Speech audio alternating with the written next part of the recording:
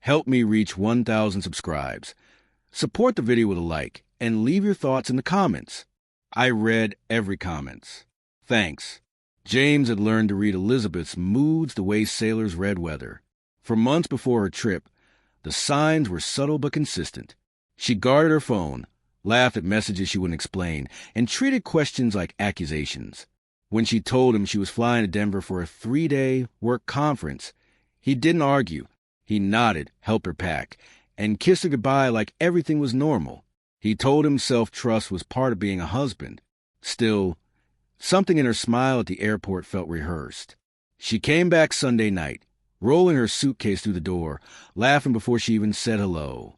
Not tired, not stressed. Light. James noticed the faint smell of a cologne that wasn't his. She talked fast, skipped details, told him how fun it was, how everyone drank too much, how she needed a shower.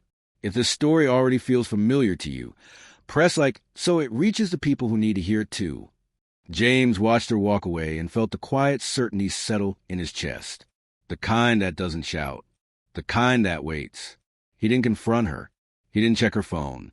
Instead, he remembered a name she'd mentioned once, casually, like it didn't matter. Daniel. A colleague. Married.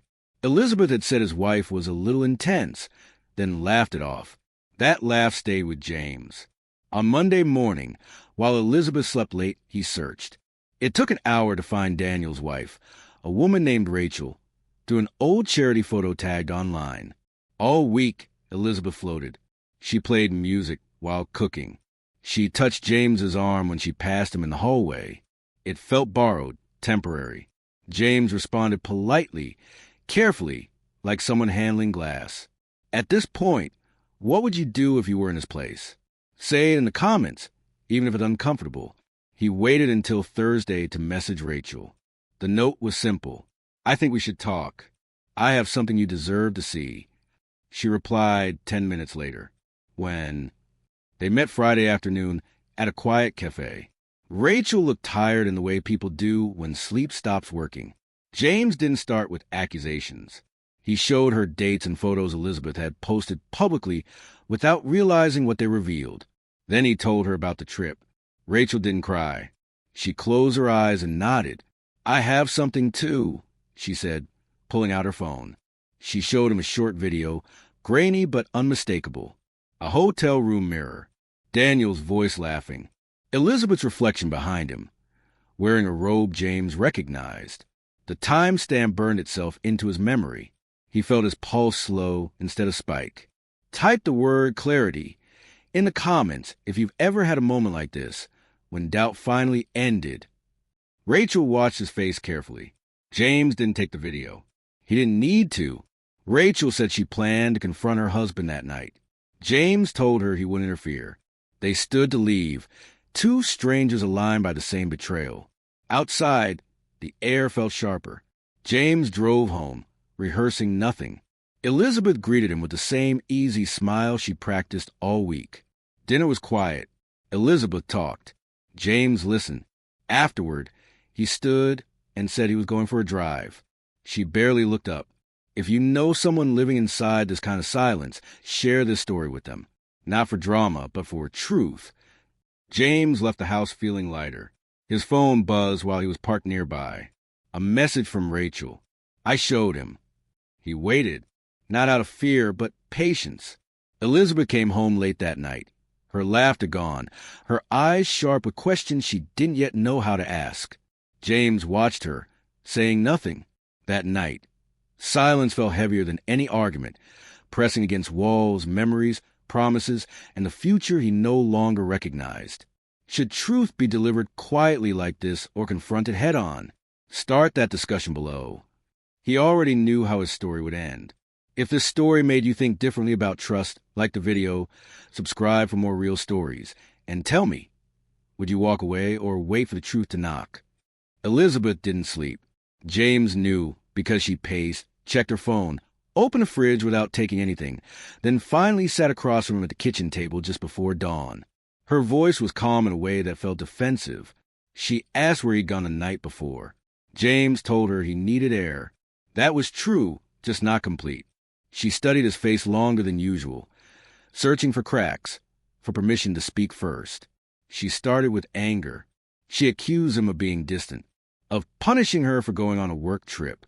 James waited until her words slowed down, until emotion ran out of places to hide.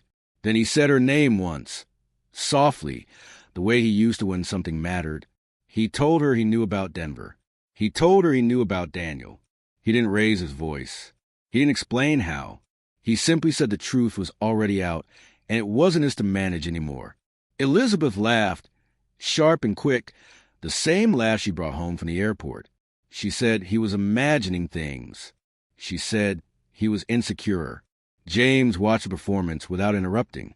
When she asked what proof he thought he had, he told her he didn't have anything. Rachel did. That name landed differently. Elizabeth froze, like someone misjudging the depth of water. The confidence drained from her posture. She asked what Rachel knew. James said enough. The next few hours passed without resolution. Elizabeth cried, then blamed, then cried again. She admitted pieces, never the whole thing. James didn't press. He wasn't there to negotiate reality. He told her he would be moving out by the end of the week. He'd already spoken to a lawyer, not aggressively, carefully. Elizabeth asked if this was revenge. James shook his head. He said it was alignment, living in truth instead of suspicion.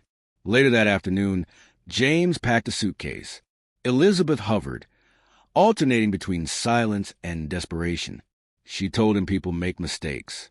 She said it didn't mean anything.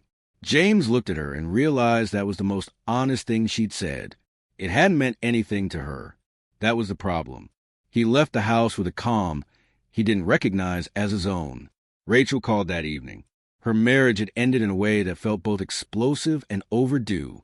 She thanked James for not warning Elizabeth. He understood why. Sometimes people only understand consequences when they arrive unannounced. Over the next week, logistics replaced emotion. Paperwork, boxes, conversations that stayed factual on purpose. Elizabeth tried once more to talk him into staying, promising change, promising honesty. James listened and declined. Weeks later, James heard through mutual friends that Elizabeth was telling a different story, that he'd overreacted, that he'd embarrassed her. He let it pass. He had no interest in correcting narratives that no longer involved him. One evening, while unpacking the last box in his new apartment, he found a photo of them from years earlier, smiling without effort. He put it face down in a drawer. Months later, James ran into Rachel by chance at a bookstore.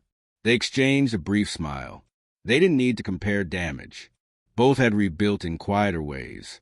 James slept better. He cooked for one. He noticed how much lighter life felt without constant doubt. Elizabeth filed for divorce soon after. The process was civil. When papers were signed, James felt no urge to celebrate. By then, James had learned how quiet healing could be. There were no speeches, no dramatic closures, just mornings that felt steady instead of tense. He stopped replaying conversations. He stopped waiting for explanations that would never satisfy him. He understood something important by then. Betrayal doesn't always arrive with chaos. Sometimes it comes back laughing, carrying souvenirs, pretending nothing changed. And sometimes the strongest response isn't confrontation or revenge or exposure. Sometimes it's choosing clarity, letting truth travel the shortest distance possible and stepping away without looking back. James turned off the light and went to bed knowing he had done exactly enough, and nothing more was required of him now. Peace came not from winning, but from refusing to live inside doubt.